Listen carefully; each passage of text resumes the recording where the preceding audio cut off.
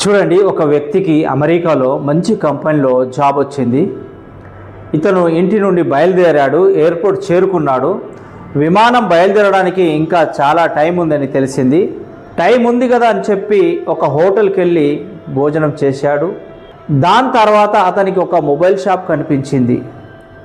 Mobile కొందామని mobile షాప్లోకి వెళ్ళి మొబైల్లను చూస్తూ చూస్తూ చాలా టైం అయిపోయింది. చాలా టైం గడిపేశాడు.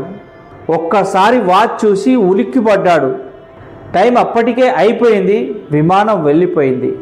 అతనికి దొరికినటువంటి కొద్ది సమయాన్ని నిర్లక్ష్యం చేయడం వల్ల, అజాగ్రత్తగా ఉండడం వల్ల అతని యొక్క ముఖ్యమైన లక్ష్యం అమెరికా వెళ్ళడం, ఆ గొప్ప అవకాశాన్ని కోల్పోయాడు.